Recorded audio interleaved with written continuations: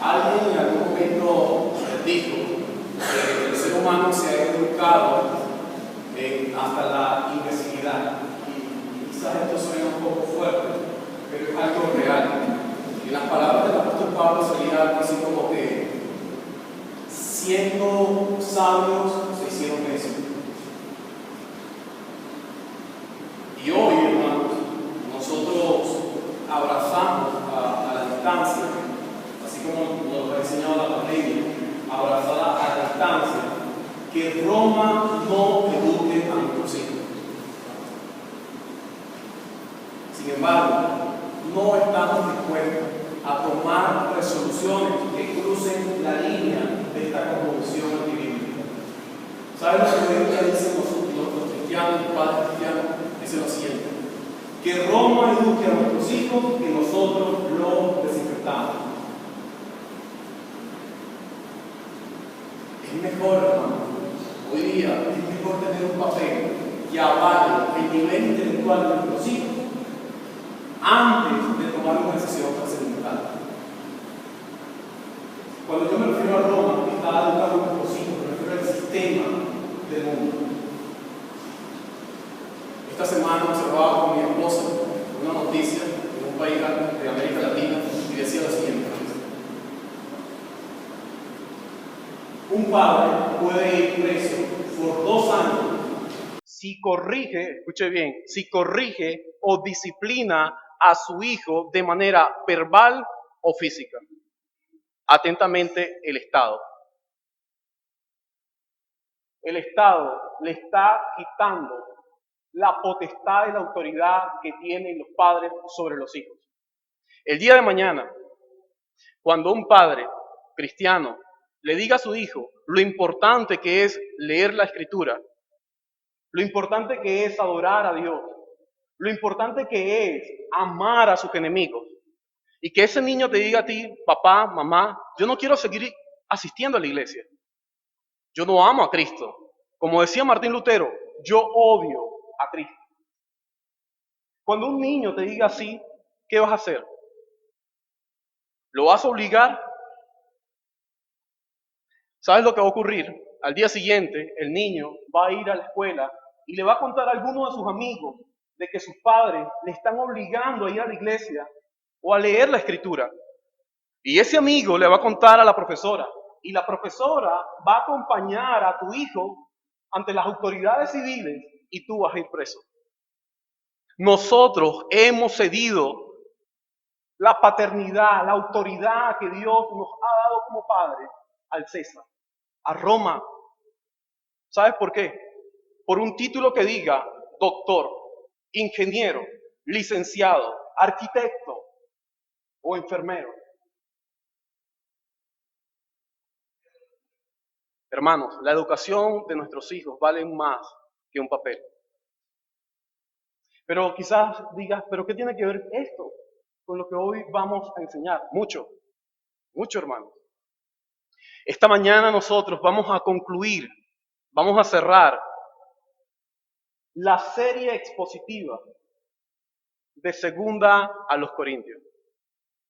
Esto es como decirle adiós a algo que te has aferrado tanto. Es cuando tienes un niño y el niño crece, va a la escuela, sigue creciendo, conoce a una muchacha y ahora se va a casar.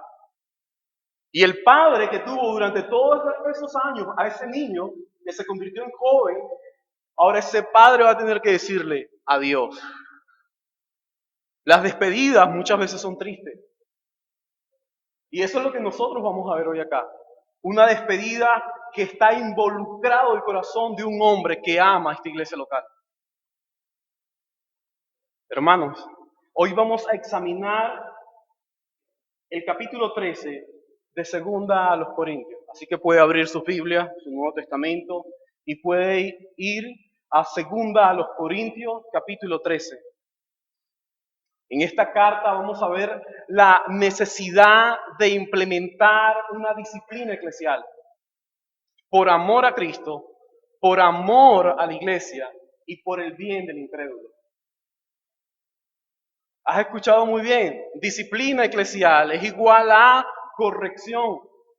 Eso que estás perdiendo hoy en el mundo, eso que ya no puedes aplicar a tus hijos porque puedes ir preso, Pablo enseña que él va a concluir la carta diciéndole a la iglesia la necesidad que tenemos de la disciplina eclesial. Y es por eso que he titulado el sermón de hoy, La disciplina eclesial. Y este sermón está estructurado de la siguiente manera. Lo primero que veremos esta mañana es bases teológicas de la disciplina eclesial. Vamos a ir desde el versículo 1 hasta el versículo 6 y vamos a ver lo que Pablo habla acá. Una vez terminado esto, vamos a pasar al propósito de la disciplina eclesial. Vamos a estar desde el versículo 7 hasta el versículo 10 observando el propósito de la disciplina eclesial. Y vamos a concluir el sermón con la vida a la luz de la disciplina eclesial. Y para esto vamos a utilizar los versículos 11 al 14. ¿Qué es lo que el apóstol Pablo nos va a enseñar hoy? ¿Qué es lo que nosotros hoy vamos a aprender acá? ¿Qué es lo que nosotros hoy vamos a tratar de almacenar en nuestras mentes? Una vez que se termine el sermón y que todos se vayan a sus casas, ¿qué debes recordar? Lo siguiente: la disciplina eclesial es esencial en la iglesia local por dos cosas. Primero, por la restauración del pecador y en segundo lugar, por la santidad de la congregación. Voy a repetir. La disciplina eclesial es esencial en la iglesia local por dos cosas.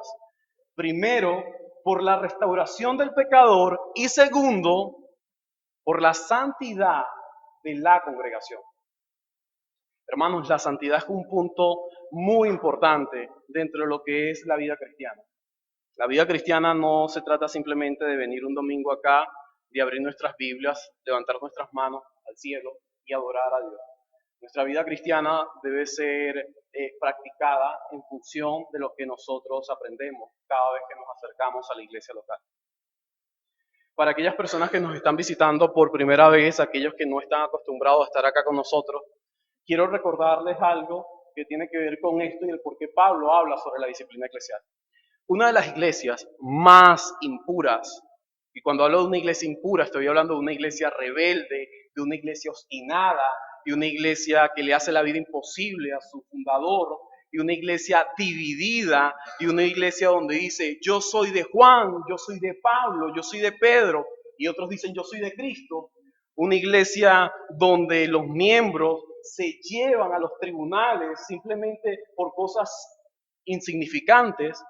Una iglesia donde cuando se reúnen para tomar la Santa Cena, comienzan a comerse la comida para no dar comida a otros. Una iglesia, hermano, que no parece iglesia. La realidad es que cuando tú lees las cartas de Pablo a los Corintios, no parece una iglesia. Sin embargo, la iglesia a los Corintios, esta iglesia, se parece mucho a veces a nuestros hijos. A veces tenemos un hijo en casa que es el niño más rebelde e inquieto. Tú le enseñas, es obstinado, es un niño rebelde, es un niño que no quiere estudiar, es un niño que no hace caso, es un niño que realmente es una vergüenza. ¿Okay? Pero aún así tú lo amas porque es tu hijo. Eso es lo que sucede con esta iglesia. Esta iglesia no parece iglesia, pero Pablo la ama porque es la iglesia de Cristo. Y con tal de ser la iglesia de Cristo, Pablo está dispuesto a amarlo. Así que tu hijo podrá hacer lo que sea, pero tú estás dispuesto a amar a tu hijo. Ahora, quiero que entiendas lo siguiente. Si tú tienes un hijo que es drogadicto, un hijo que es ladrón, un hijo que te golpea, tú no puedes ser un padre tolerante ante esos abusos. Tú como padre debes aplicar disciplina. Tú como padre debes hablar, debes corregir, pero también debes disciplinar. Es lo mismo que ocurre acá. Pablo ha fundado la iglesia de los Corintios, pero la iglesia de los Corintios se ha comportado de una forma indebida. Así que Pablo no está dispuesto a tolerar el pecado de esta iglesia y decide corregirlo. Pablo escribió una carta, Pablo fue por primera vez a los Corintios, fundó allá la iglesia y habla del evangelio de esa iglesia. Ahora, ¿por qué esta iglesia es tan obstinada, tan rebelde, tan impura? Hermanos, hay que entender también el contexto donde la iglesia se funda. ¿Ok? Tú no puedes juzgar a todas las iglesias porque, bueno, son iglesias y ya. No. O tú no puedes juzgar a todos los cristianos y ya. No. Hay que ver el contexto donde la iglesia se funda. Cuando Pablo llega a esa región es una región idólatra. Adoraban a la diosa Afrodita. Es una región inmoral. Es decir, cuando una mujer o un hombre tenían muchas parejas, se le llamaba corinticiar. Es decir, estaban ellos cayendo en inmoralidad sexual. Hermanos, era una región donde había mucho dinero, pero también donde había mucha pobreza. Así que Pablo le predica a estas personas y estas personas llegan a Cristo, pero todavía tienen residuos de la vieja naturaleza. Tú llegas, vas a una comunidad humilde, donde la mayoría de las personas no son graduados en una universidad, donde la mayoría de las personas quizás nunca han agarrado un escrito en otro idioma. Tú llegas a esa comunidad, le hablas del evangelio, ellos van a ser receptivos al evangelio, si Dios así lo desea, pero ellos no van a tener la misma capacidad intelectual que quizás tú puedas tener. Pero no por eso no son cristianos. Tú debes aprender a lidiar con ellos, y es lo que Pablo hace. Dicho esto, quiero pasar a la primera parte de este sermón, que ya por título, Bases teológicas de la disciplina eclesial. Y para esto voy a leer desde el versículo 1 hasta el versículo 6. Esta es la tercera vez que voy a vosotros. Por el testimonio de 2 o 3 testigos se juzgarán todos los asuntos.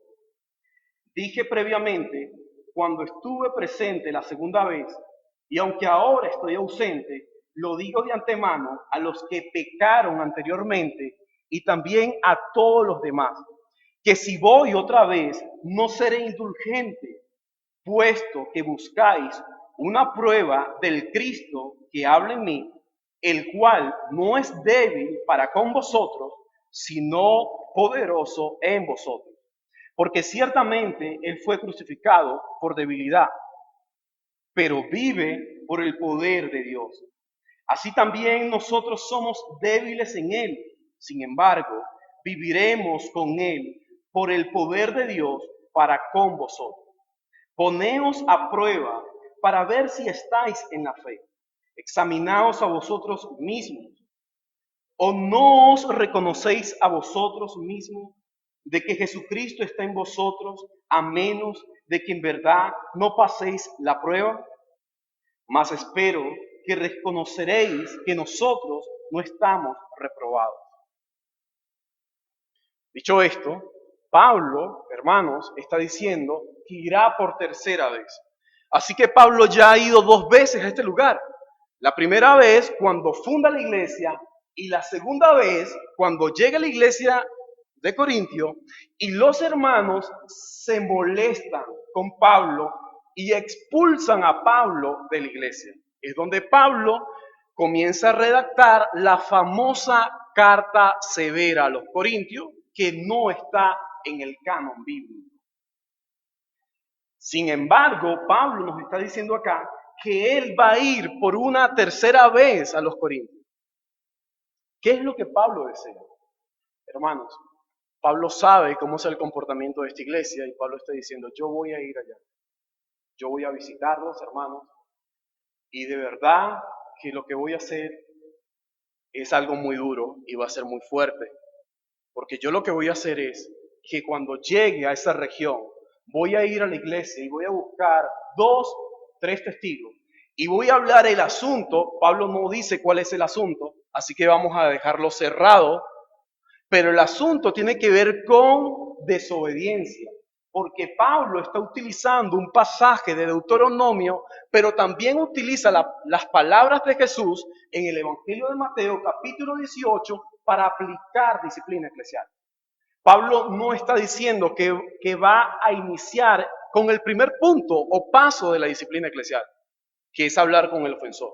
Pablo está diciendo, cuando yo esté en ese lugar, inmediatamente pasaré al segundo paso de la disciplina eclesial.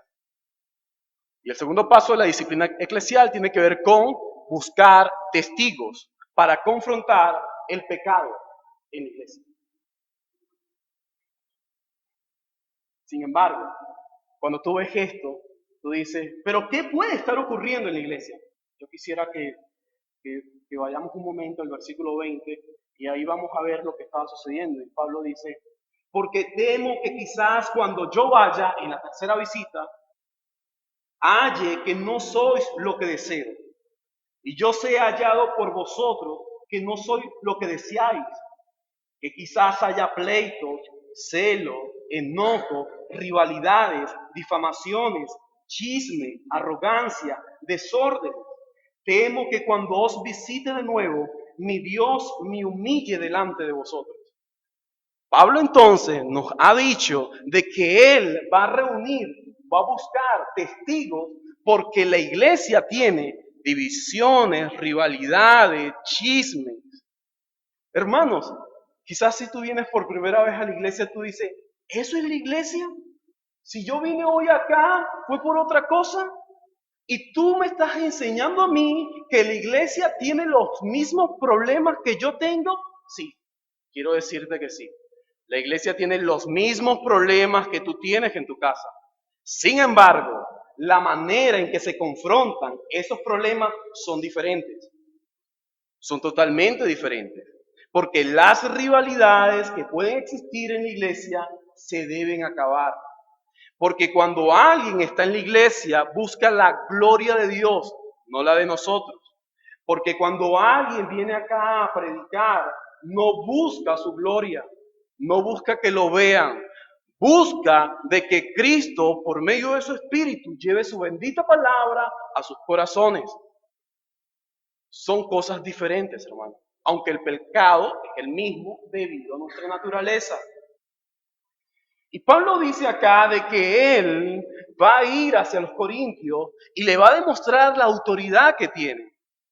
Hay que recordar que esta iglesia no está viendo a Pablo con una autoridad apostólica.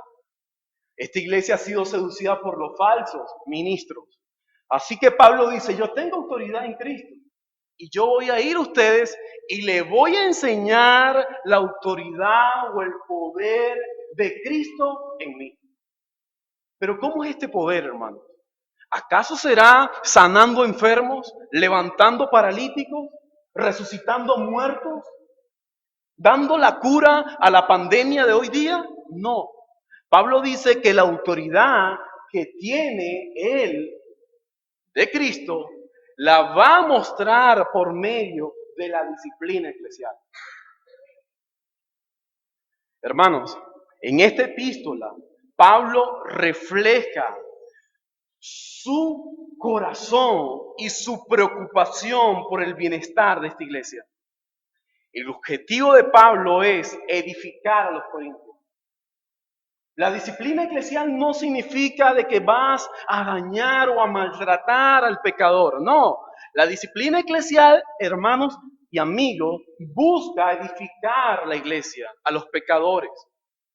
Y Pablo lo que desea es redireccionar el corazón de los corintios, un corazón que había sido desviado por los falsos ministros.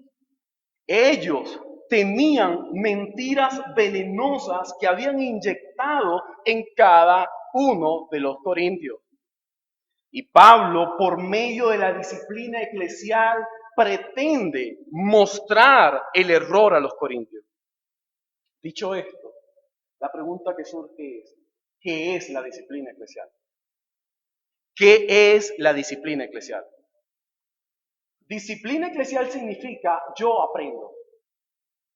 Hermanos, si tú tienes un niño, cuando el niño es rebelde, inquieto, tú llegas y le castigas, ¿cierto? Le estás disciplinando, le estás corrigiendo. ¿Qué va a suceder allí? El niño va a aprender.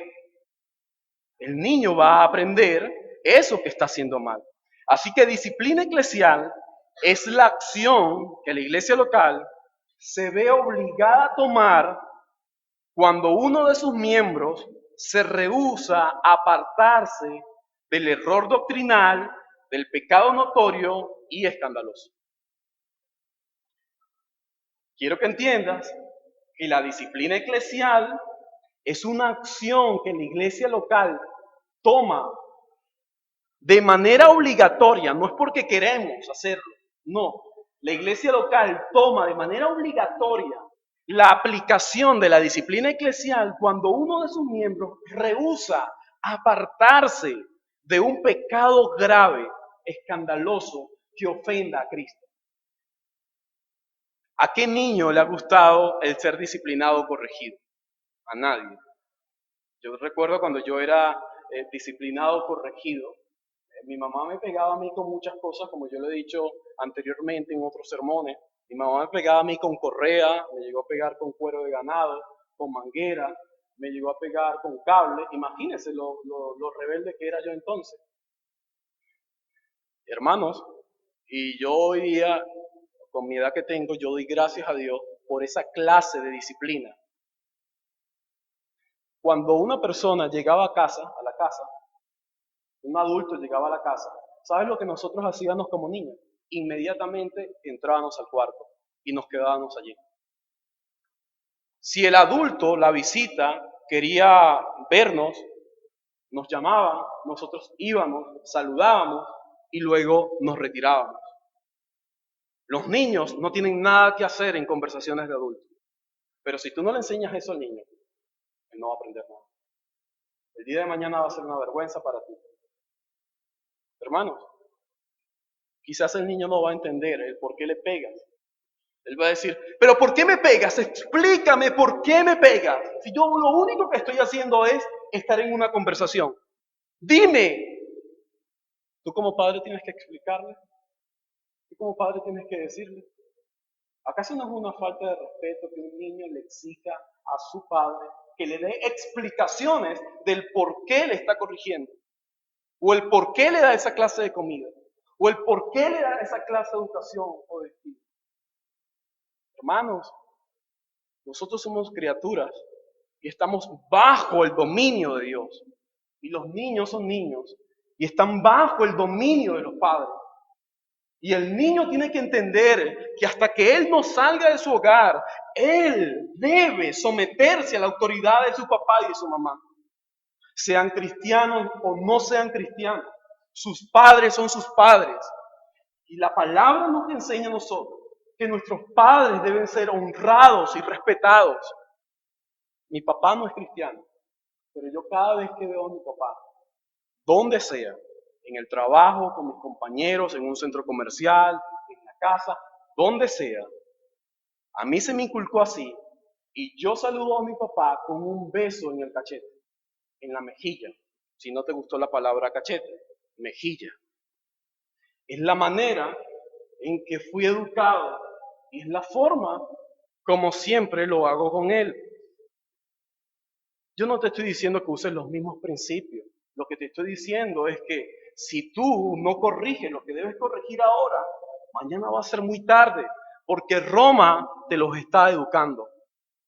Roma te los está educando en el colegio, Roma te los está educando con Netflix, con la televisión, y te va a costar muy caro mañana. Pero ¿qué más vemos nosotros acá, hermano?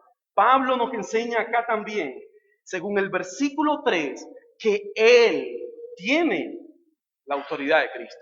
Así que la disciplina eclesial, hermanos, es aplicada con la autoridad de Cristo.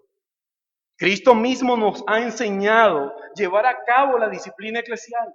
Cuando alguien ofende a Cristo, esa persona necesita ser corregida. Y Pablo está diciendo, yo no seré indulgente, yo voy a ir a ustedes. Hermanos, si tú lees detenidamente cada uno de estos versículos y cada palabra, Pablo está diciendo, yo no quiero corregirlos a ustedes de la manera en que ustedes me están obligando a hacerlo, pero yo no seré indulgente cuando los visite a ustedes. Hermanos, la palabra indulgente quiere decir que Pablo está diciendo, yo no voy a mirar hacia otro lado, yo voy a ver el problema y voy a corregir el problema. Hermanos, cuando nosotros tenemos un cáncer en nuestra vida y el cáncer nos está destruyendo el cuerpo, muchas veces hay que retirar una parte de nuestro cuerpo para de esta forma sobrevalorar y guardar nuestra vida. Así que muchas veces la disciplina habla sobre esto. Puesto que buscáis una prueba del Cristo que hable en mí, el cual no es débil para con vosotros, sino es poderoso con vosotros. Ustedes ven que yo soy débil. Ustedes ven a Cristo en la cruz y ven un Cristo débil porque fue a la cruz. Un Cristo que fue humillado. Un Cristo que llevó una corona de espinas. Un Cristo que sus vestidos fueron repartidos. Eso es lo que ustedes ven. Ustedes ven a un Cristo débil, humillado por los hombres, humillado por el mundo, pero yo veo un Cristo glorioso. Yo veo un Cristo que su poder opera en mí. Yo veo un Cristo que su poder opera en la iglesia. Y el poder de Cristo es visible por medio de su resurrección. Así que Pablo no está diciendo de que él mostrará la resurrección de Cristo allí. No, Pablo está diciendo, mostraré el poder de Cristo con la autoridad de Cristo para disciplinar a la iglesia de Cristo. Es diferente. Imagínate un padre cristiano con sus hijos. El padre cristiano va a decirle a sus hijos, debido a que amo a Cristo, debido a la autoridad de Cristo, yo necesito disciplinar esta criatura que es de Cristo. Cuando tú dejas a tu hijo sin disciplina, recuerda, te va a avergonzar, te va a avergonzar. No siempre vas a estar con tus niños, recuérdalo. No siempre vas a estar con tus niños. Vas a tener que enviarlo a casa de un familiar. Vas a tener que enviarlo a la escuela. Vas a tener que enviarlo solo a la iglesia. Vas a tener que dejarlo ir. Y en ese momento, ese niño ya no va a tener esa estaca o cadena de ese padre. Pero si los valores cristianos han sido inculcados de una forma sabia y prudente en el corazón de ese niño se va a aferrar a Cristo con sus padres o sin sus padres. Y es lo que Pablo desea. Pablo dice, por favor, iglesia de Corintios, aférrense a Cristo. Si yo no estoy, no importa. Luego van a ver cómo él se expresa. No importa si yo no estoy, pero deseo que ustedes se aferren a Cristo. Hermanos, ¿entendían entonces qué es la disciplina eclesial y también la autoridad de Cristo en la disciplina eclesial? ¿Quiénes pueden aplicar disciplina eclesial? Porque en un hogar, un hermano no puede agarrar la correa y pegarle al otro hermano. Bueno, a mí nunca me lo hicieron así. En casa era mi mamá o mi papá. Pero no es el vecino, no es el abuelo, no es el amigo, no es el pastor, no es el hermano de la iglesia. En casa es papá y mamá quien tiene la potestad sobre los niños. Pero ¿quién entonces aplica disciplina eclesial en una iglesia? Pablo nos enseña a nosotros que es una membresía regenerada. Y cuando vaya ustedes por tercera vez, presentaré este asunto, ¿dónde? ¿En el gobierno de los corintios? No, Pablo dice, presentaré este asunto en la iglesia. Y la iglesia tiene una membresía. Es un grupo de pecadores que reconocen a Cristo como su Señor y Salvador, un grupo de personas que decidieron en un momento determinado bautizarse y un grupo de personas que decidieron entonces pertenecer a una iglesia local. Esta iglesia local tiene un grupo de personas que son miembros de esta iglesia local. Entonces, ¿quiénes pueden aplicar disciplina eclesial? La disciplina eclesial no la aplica el pastor. No. El pastor es simplemente una persona que Dios ha delegado para que él exponga la palabra de Dios. El pastor no tiene la autoridad de aplicar disciplina eclesial. La disciplina eclesial la aplica la membresía de la iglesia local. La disciplina eclesial la aplica la membresía de la iglesia local. Y usted dirá, ¿pero acaso Pablo no está diciendo cuando vaya la tercera vez no ser indulgente? Pablo lo que está diciendo es que el asunto lo presentará a la iglesia local. El asunto lo presentaré con 2 o 3 testigos. ¿Por qué? Porque él ha sido ofendido. Pero no tanto por su reputación, sino por la manera que se está conduciendo la iglesia. Y Pablo dice, no ser indulgente. ¿Por qué? Porque le enseñaré a la iglesia lo que debe hacer. Así que hermanos, si tú estás en Cristo, tienes confianza en Cristo y debes examinarte. Mira lo que dice el versículo 4. Porque ciertamente Él fue crucificado por debilidad, pero vive por el poder de Dios. Así también nosotros somos débiles en Él, sin embargo viviremos con Él por el poder de Dios para con vosotros. Luego de esto Pablo dice, poneos a prueba para ver si estáis en la fe. Examínate. Hermanos, aquí es algo muy interesante porque Pablo está diciendo, está bien, tú tienes que entender, primero, si tú eres de Cristo. Yo creo que tú eres de Cristo, pero examínate. Los corintios creen que Pablo es un falso cristiano. Y mira cómo Pablo dice, si tú te examinas y tú encuentras que eres de Cristo, porque creo que eres de Cristo, al menos que estés reprobado, si tú eres de Cristo, entonces la persona que te habló a ti de Cristo también es aprobada. Es como ese padre que le dice al niño, bueno, vamos a hacer algo. Si tú eres mi hijo, tú me haces caso. Pero si tú no eres mi hijo, no me hagas caso. Ajá, ¿y cómo sé eso? Hazte una prueba de ADN. Si te haces una prueba de ADN y tu sangre coincide con la mía, entonces tú eres mi hijo y yo soy tu padre.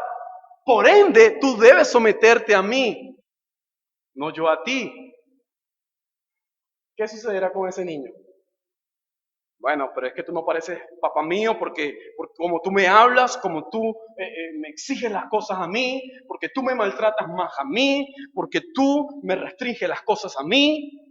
Tú no pareces padre mío porque mi amigo tiene su papá y su papá lo deja llegar a la hora que sea, su papá lo deja ver lo que sea, su papá le compra un teléfono y tú a mí no me compras nada. Así que llega el niño, va, se hace la prueba de ADN y resulta que sí es hijo. Te pregunto, ¿el papá no está seguro que es su hijo? Si lo sabe, el papá lo sabe. ¿Por qué? Por favor, porque él se acostó en un momento determinado con su esposa y allí nació su niño. Porque ella lo cargó 9 meses en la barriga y eso no fue algo de ficción. No, la mamá lo sabe y el papá lo sabe. ¿Y sabes lo que dice Pablo? Yo los conozco a ustedes, porque yo les enseñé acerca de Cristo a ustedes. Hermanos, vemos acá el amor de Pablo. Pero ¿qué es lo que Pablo busca con esto de examinarse? La última base teológica de la disciplina eclesial, la pureza de la iglesia. Ese padre lo que busca es que su hijo sea obediente. Y Pablo lo que busca es que la iglesia sea obediente. Dicho esto, pasamos al segundo punto que tiene que ver acá con el propósito de la disciplina eclesial desde el versículo 7 hasta el versículo 10. Dice la palabra de nuestro Dios. Y rogamos a Dios que no hagáis nada malo, no para que nosotros aparezcamos aprobados, sino para que vosotros hagáis lo bueno. Aunque nosotros aparezcamos aprobados, porque nada podemos hacer contra la verdad, sino solo a favor de la verdad. Pues nos regocijamos cuando nosotros somos débiles, pero vosotros sois fuertes. También oramos por esto, que vosotros seáis hechos perfectos. Por esta razón os escribo estas cosas, estando ausente, a fin de que cuando esté presente no tenga que usar de severidad según la autoridad que el Señor me dio para edificación y no para restauración. El propósito de la disciplina eclesial inicia, según el versículo 7, con una oración. Hermanos, la oración muestra la dependencia de ese hombre hacia Dios. Y cuando tú vayas a hacer cualquier cosa, cuando vayas a corregir a tus hijos, cuando vayas a hacer cualquier cosa, tú debes presentar eso en oración. Y Pablo presenta el propósito de la disciplina eclesial en oración. Nosotros vimos en las bases teológicas qué es la disciplina eclesial, la autoridad de Cristo en la disciplina eclesial, la membresía regenerada que le pertenece a Cristo, y también vimos nosotros allí la pureza que, que surge de la disciplina eclesial. Pero ahora en el propósito de la disciplina eclesial veremos cuatro cosas. La redención, veremos la corrección, veremos la protección y la purificación que surge de la disciplina eclesial. Así que la oración de Pablo era para que los corintios obedecieran, pero también para que los corintios con su obediencia hiciera innecesaria la disciplina.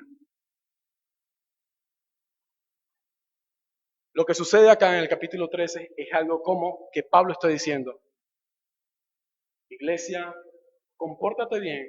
Aquel padre le dice a su hijo: hijo, pórtate bien, porque no quiero corregirte, porque no quiero disciplinarte.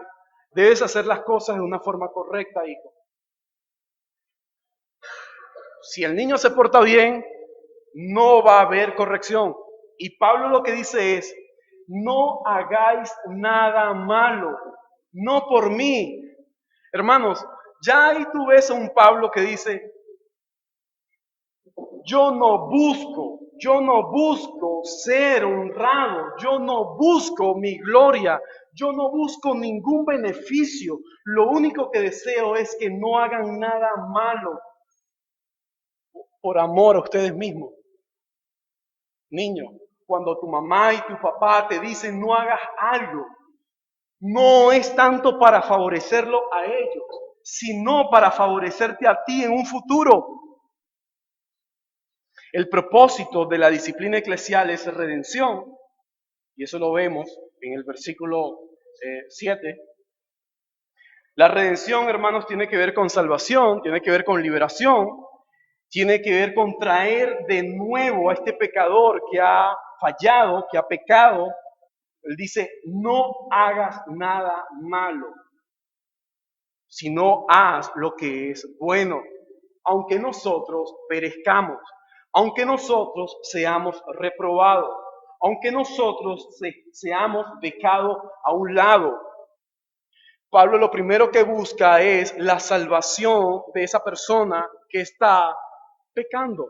Y no me estoy refiriendo, hermanos, a una salvación que solo Cristo da. Me estoy refiriendo a que ese individuo debe ser obediente. Así que la disciplina eclesial busca que el pecador que falló, que cometió su pecado, sea restaurado, sea salvado. Lo segundo que nosotros vemos acá es la corrección. Eso está prácticamente en el versículo 8, porque nada podemos hacer contra la verdad. Pablo dice: la verdad es única, la verdad no es negociable, la verdad es la verdad y eso se debe obedecer. Así que el segundo punto, propósito de la disciplina eclesial, tiene que ver con la corrección. Debido a que esto es verdad, debido a tu falta, yo debo corregirte. Yo debo hacer lo que la Escritura me demanda a mí hacer, solo a favor de la verdad. Así que, hermanos, no podemos actuar desviando la verdad, sino en función de lo que la verdad nos enseña. El tercer propósito de la disciplina eclesial tiene que ver con proteger. Hace unas semanas atrás, uno de los animales que tenemos en la casa dio a luz, y al inicio, cuando tú te acercabas, la gata iba a proteger a su cría. En una oportunidad se saca el perro de la casa y el perro llega, él no hace mucho daño, simplemente es un perro normal de casa, y él está allí en la sala, y la gata lo primero que hace, a pesar de que siempre se ha jugado con el perro, siempre ha estado con el perro y no hay problema, lo primero que hace es ir a su cría, agarra a su cría, protege a su cría y esconde a su cría detrás de un cajón. Protección. A pesar de que son buenos amigos, la gata y el perro. Pablo lo que busca, hermano, con la disciplina eclesial es protección. Proteger aquello que está siendo vulnerable. La iglesia de Corintio es vulnerable. Tu papá y tu mamá buscan protegerte cuando te aplican disciplina eclesial, porque tú eres un niño y eres vulnerable. ¿Sabes lo más doloroso que puede ocurrir? Un padre moderno que diga, yo no voy a hacer con mis hijos lo que hicieron conmigo. A mí me disciplinaron, me corrigieron y yo no voy a permitir eso porque hoy día hay otras formas de corregir a los niños. Hay otras maneras de hacerlo. Está bien, hazlo. Mañana, cuando se te escapen de las manos, será tu responsabilidad. Protege a tus niños. Hermanos, quiero que sepas que la disciplina eclesial es un medio de gracia. La disciplina eclesial es un medio de gracia. Dios mismo te da la disciplina eclesial a ti para que tú te santifiques y crezcas. Tú no puedes ver la disciplina eclesial como una carga. Tú tienes que ver la disciplina eclesial como algo que debes amar, abrazar y aferrarte a ella.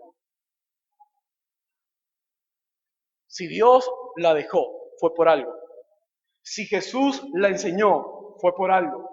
Y si los pastores deben enseñar a la membresía para que apliquen disciplina eclesial, deben hacerlo. Si un pastor el día de mañana se desvía de la predicación, ¿tú crees que el pastor se va a autodisciplinar?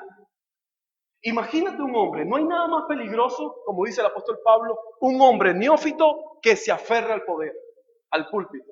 Imagínate por un momento tu pastor, el predicador, yo, esta mañana, hoy estoy acá, me aferro a este lugar y de repente dentro de 2 semanas comienzo a enseñar otras cosas que no tienen nada que ver con la escritura. ¿Tú crees que yo me voy a autodisciplinar? Cuando mi corazón ya ha sentido el poder, cuando mi corazón ya le encanta que lo escuchen, cuando mi corazón desea que todos presten atención a lo que Él dice. Hermanos, Jeremías dice, perverso y engañoso es el corazón. ¿Quién lo conocerá? El Señor. Es allí donde una iglesia, donde una membresía bíblica que abraza la disciplina eclesial, cuando ve que uno de sus pastores, de sus predicadores, están haciendo algo que no está bien, Pablo enseña, reúne a algunos testigos y habla con ese hombre para proteger la iglesia, para proteger la enseñanza, para proteger el púlpito, para proteger a las personas que asisten a la iglesia. Hermanos, veamos la disciplina eclesial como un medio de gracia. Y por último, el último propósito de la disciplina eclesial tiene que ver con purificación. Él nos enseña acá, versículo 9, pero vosotros sois fuertes. Y también oramos por esto, para que vosotros seáis hechos perfectos. Así que Pablo procura la perfección o la madurez en la iglesia. Pero luego de esto encontramos algo en el versículo 10. Y lo que encontramos en el versículo 10 son los 2 tipos de disciplina eclesial. Está lo que es la disciplina eclesial formativa o preventiva y está la disciplina eclesial correctiva. La disciplina eclesial preventiva o formativa es aquella que se enseña desde el púlpito, con un sermón. Es aquella que te dice a ti la necesidad que tenemos nosotros de abrazar la disciplina. Es aquella que te enseña a ti a congregarte, a amar a Cristo. Es aquella que te corrige, que te vuelve a llevar a la senda antigua. Pero de manera general, esa es la disciplina preventiva o formativa.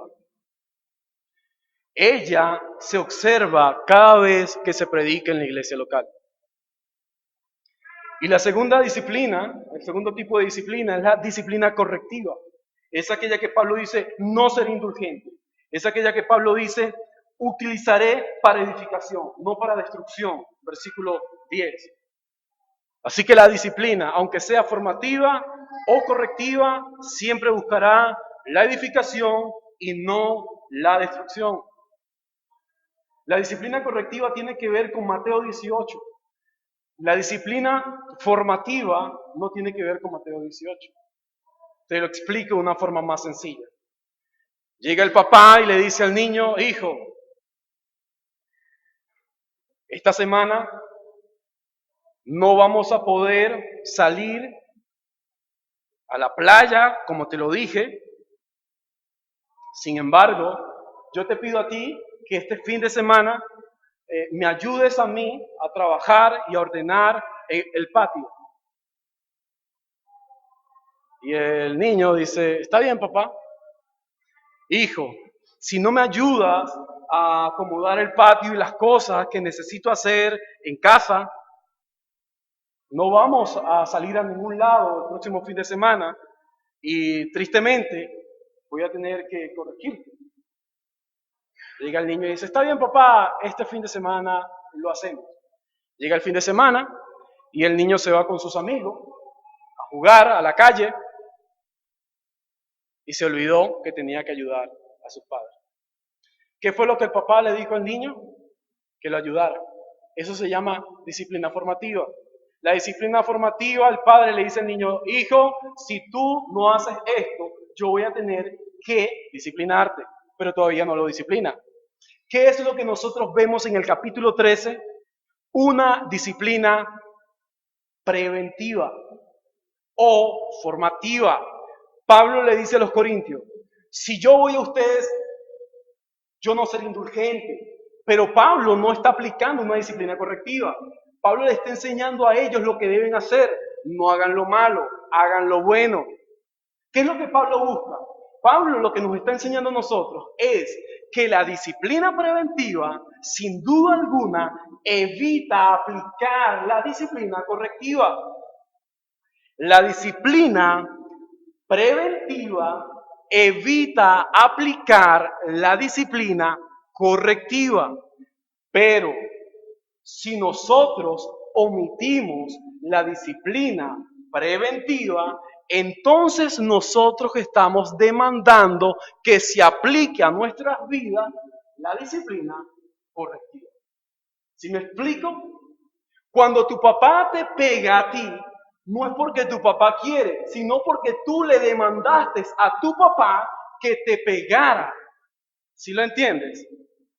Así que cuando tu papá utilice la correa, entiende de que tú cuando desobedeciste, tú dijiste, no necesito de la disciplina preventiva, yo amo la disciplina correctiva.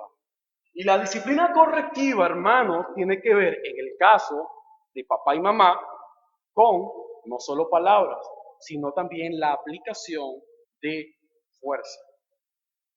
¿Ok? Correa.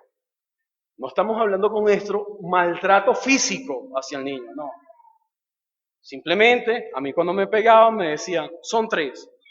Si no te mueves, son 3. Si te mueves, es una más. Yo soportaba y eran 3. 1, una pausa, 2, otra pausa, 3. Se acabó. Si te movías, añadías algo. Esa es la disciplina correctiva. Y Pablo nos dice a nosotros, por esta razón no os escribo estas cosas, estando ausente. ¿Ves que no hay una aplicación de disciplina correctiva aún? A fin, mira, yo te escribo esto, Corintio, a fin de que cuando yo vaya, cuando yo esté presente, no tenga que usar esta severidad. ¿Qué está diciendo Pablo? No tenga que usar la disciplina correctiva. ¿Ves cómo Pablo los ama? Papá, te estás portando mal, te estás haciendo las cosas mal. Por favor, hazlo bien, porque no quiero corregirte como debo corregirte. Hermanos, ya hemos visto entonces el propósito de la disciplina correctiva. Vamos a concluir ya con la última parte de este sermón que lleva por título La vida a la luz de la disciplina eclesial. Cuando hablamos de la vida, me refiero a la vida del creyente. La vida del creyente a la luz de la disciplina eclesial. Vamos a leer desde el versículo 11 hasta el 14. Por lo demás, hermanos, regocijaos, sé perfectos, confortaos, sé de un mismo sentir, viví en paz, y el Dios de amor y paz será con vosotros. Saludaos los unos a los otros con beso santo. Todos los santos os saludan. La gracia del Señor Jesucristo, el amor de Dios y la comunión del Espíritu Santo sea con todos vosotros. Amén. Hermanos, Pablo nos está diciendo, ya estamos a punto de terminar, por lo demás vamos a concluir, ya llegamos al punto final, y en ese punto final Pablo nos enseña a nosotros lo que él desea. Nuevamente, lo que desea Pablo, lo que todo padre desea. Y si te fijas cómo Pablo lo expresa en mandatos. Cuando tú le dices al niño, hey, tienes que limpiar tu cuarto, eso quiere decir que el niño no desea limpiar el cuarto. ¿Ok? Cuando tú exiges algo es porque esa persona no quiere hacer eso. Pablo exige 4 cosas. Sé perfecto. Pero ¿qué pretende Pablo? ¿Que los cristianos seamos perfectos en todo? Esta palabra perfecto tiene que ver con remendar las redes. Mateo capítulo, prácticamente, él nos habla en el capítulo 4, versículo 21. Cuando los pescadores remendaban sus redes para que los peces no se salieran. Pablo está diciendo, hay que ajustar lo que está desajustado. Pablo, en otras palabras, le está diciendo Corintios, y nos está diciendo nosotros esta mañana, iglesia, debes remendar tus caminos. Iglesia, debes enderezar tus caminos. Debes alinear tus caminos a la Escritura. Entonces, necesitamos de la Escritura. Pero no solamente Pablo te dice a ti que debes alinear tus caminos a la Escritura. Pablo te dice, sé de un mismo sentir. Ya basta de rivalidades. Ámense como hermanos. Involúcrense ustedes como una familia. Sé de un mismo sentir en Cristo Jesús. Hermanos, ¿cómo tú crees que un matrimonio cristiano puede perdurar en una sociedad tan corrupta como esta? Porque todo hombre sabe que es la imagen de Cristo. Todo hombre sabe que debe ir a la cruz una y otra vez por amor a su esposa. Y Pablo dice, no importa cuántas veces yo tenga que padecer, pero yo amo a la iglesia de Corintio y haré lo que sea por la iglesia de Corintio y deseo que la iglesia de Corintio sea de un mismo sentir. Pensar lo mismo, hermano, en cuanto a la creencia en Cristo. Debes examinar tu fe, debes ser de un mismo sentir en Cristo. Las verdades cristianas deben apropiarse en tu corazón, se deben arraigar allí. Pero también nos dice, vivid en paz. Hermanos, esta paz tiene que ver con la unidad. Debes vivir en paz. Imagínate un hogar en guerra y en conflicto. ¿Cómo está ese hombre?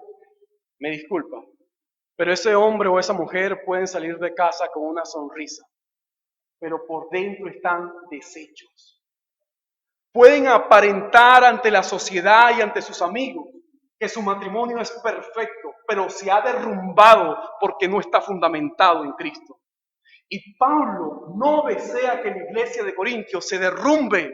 Pablo desea que la iglesia de Corintio se afirme y dice, vivid en paz, vivid en unidad, vivid en tranquilidad.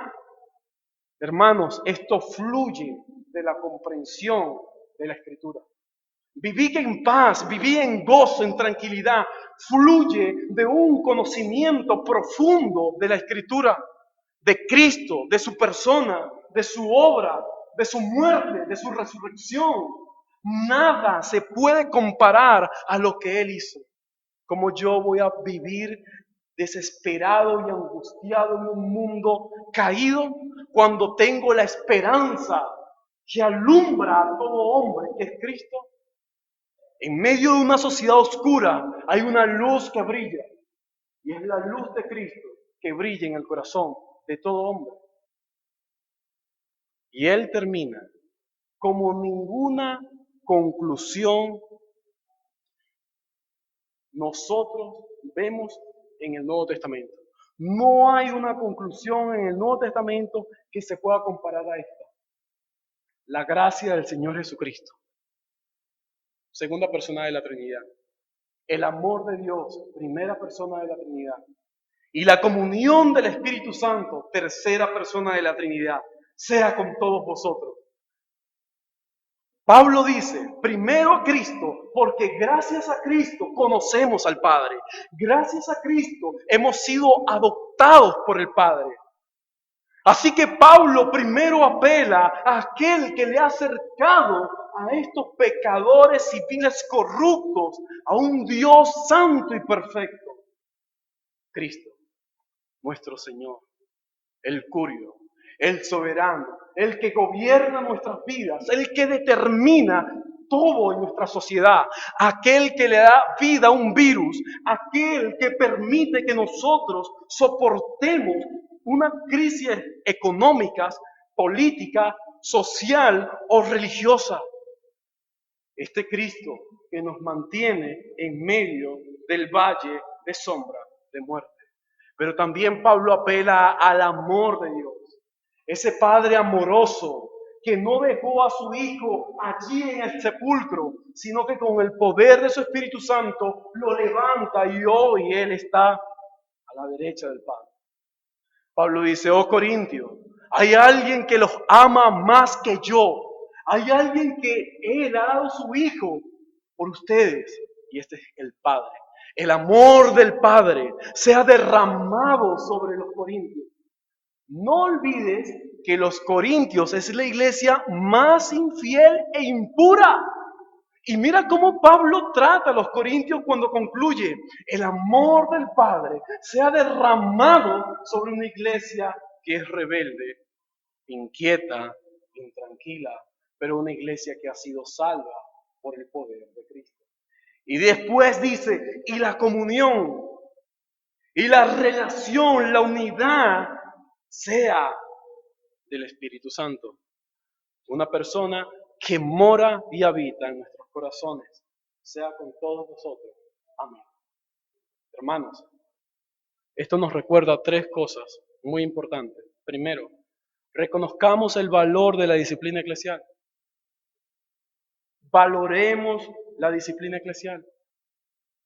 Y ustedes como padres, apliquen disciplina paternal a sus hijos. Eso no es malo, es bueno.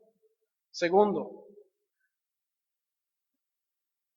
aceptemos la disciplina preventiva para evitar la disciplina correctiva. Aceptemos la disciplina preventiva para evitar la disciplina correctiva.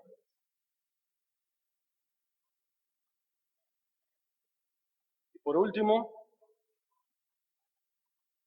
vivamos a la luz de la santidad para expandir la unidad en nuestra iglesia local, en nuestra comunidad y en nuestro país. Concluimos que la manera en que termina esta carta es una demostración del amor de Pablo por la iglesia local. Así que debemos procurar experimentar los beneficios de la salvación por medio de nuestra obediencia y sumisión a nuestro Creador.